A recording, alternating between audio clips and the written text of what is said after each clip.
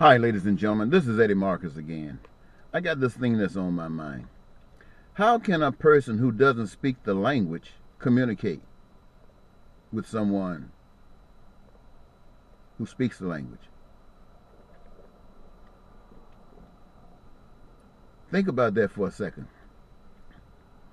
I guess what I'm really asking is this.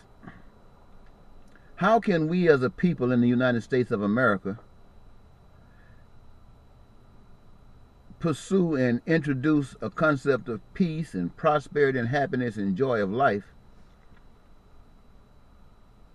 when that basically is nothing but a dream to us? We know nothing about the hows and conditions really necessary to achieve these things.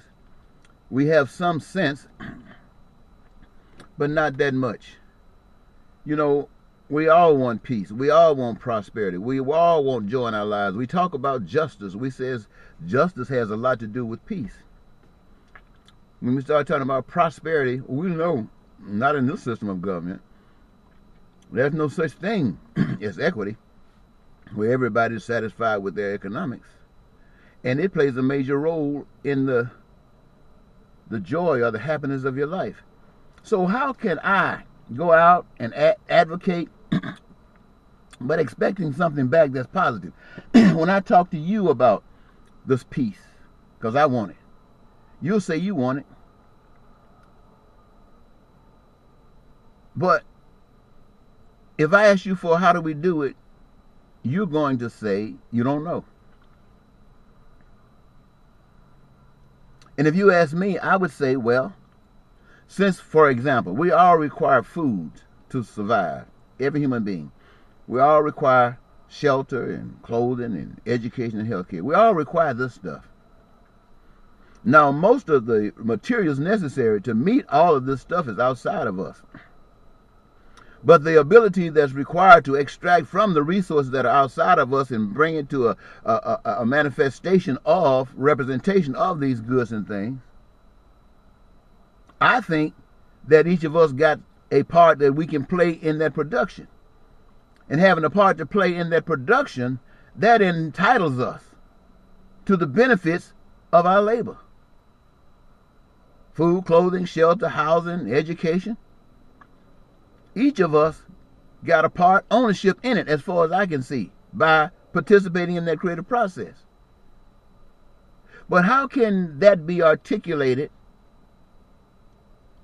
to people who apparently don't argue with that, but they reject it? Well, as I was thinking about that, a thought crossed my mind. And it was, in a situation like this, what do you do in an environment where everybody speaks English? And there's perhaps a secret that is in French or another language that they can't speak. How do you get them to learn it, to understand it? You have to teach it to them. You have to make them aware of it. And once they get it, they could probably speak French and Spanish and these other languages better than the instructors themselves. So once you can get people to thinking about the connection between peace and prosperity and happiness and how it affects us, each of us, and how it requires a certain participation in each of us in order to give us that extra peace, then maybe once we can see this and accept this as something that, yeah, pretty good idea, then maybe we could achieve it. Maybe we could do it. Is that the answer? Because at first I thought that, you know, somewhere in scriptures, and I'm not just pushing scripture, they say suffering brings about the condition for people to wake up, for people to be ready to learn something different. Suffering. Then I thought about the places where people have gone through extraordinary suffering, where they're absent food and shelter and clothing. It doesn't bring them closer together. What it does, it seems to bring them further apart, because everybody's out there scrapping, trying to see what they can get. I need some food to eat. It's like when I was in the Philippines or some other parts of the world, where people are at the junkyard, at where you throw your trash away, scrambling through stuff, trying to find something. Even like the last tsunami that just occurred. When the cameras go there, you see everything. All of these, what used to be houses, nothing now but scattered trash. And people going through the trash trying to see if they can find a can of pinto beans, a bag of rice, a piece of molded bread. So you would say, this situation, and as difficult as it is, it doesn't seem like it's bringing anybody together. It's like it's every man for himself. And yet, if there will be necessary for some kind of organization to come together, so people can put their hands in a process of working where they are all interconnected, and they don't have to work so hard.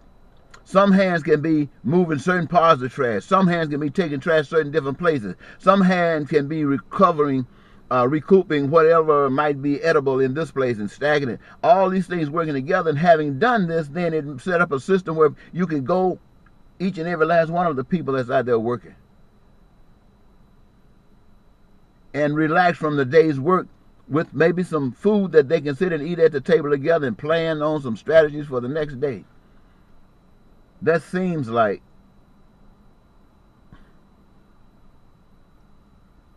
a strategy.